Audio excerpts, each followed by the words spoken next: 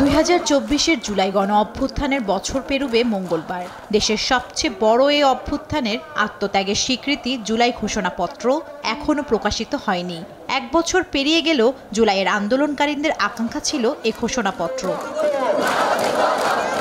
গত 31শে ডিসেম্বর জুলাই অভ্যুত্থানের অগ্রনায়করা ঘোষণাপত্র পাঠ করতে চাইলে সরকারের আশ্বাসে সে কর্মসূচি স্থগিত করেন। তবে এতদিন পরেও এ নিয়ে অন্যান্য রাজনৈতিক দল এবং সরকারের সাড়া শব্দ না পেয়ে ক্ষুব্ধ প্রতিক্রিয়া জানিয়েছেন জাতীয় নাগরিক পার্টি। এ নিয়ে সংবাদ সম্মেলনের পাশাপাশি ফেসবুক পোস্ট দেন দলের আহ্বায়ক নাহিদ ইসলাম।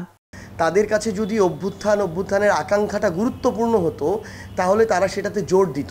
তারা নির্বাচন, বিভিন্ন জায়গায় ক্ষমতার অপব্যবহার, চাঁদাবাজি এগুলো নিয়ে যতটা সক্রিয় এবং তাদের জায়গা থেকে যতটা ভূমিকা, ততটুকু ভূমিকা যদি ঘোষণাপত্র নিয়ে থাকতো তাহলে 24শে ডিসেম্বরের মধ্যেই ঘোষণাপত্র আসতো।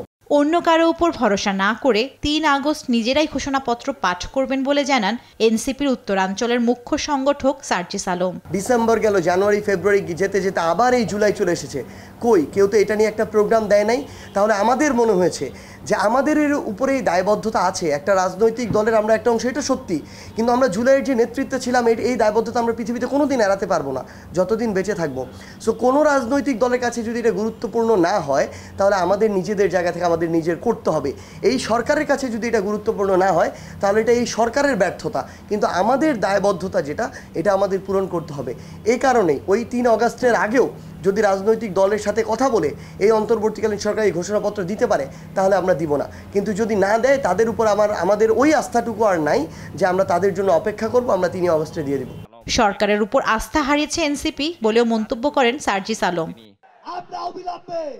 জান্নাতুল মোহনা, দেশ টিভি, ঢাকা। একটি আহ্বান জানাতে চাই।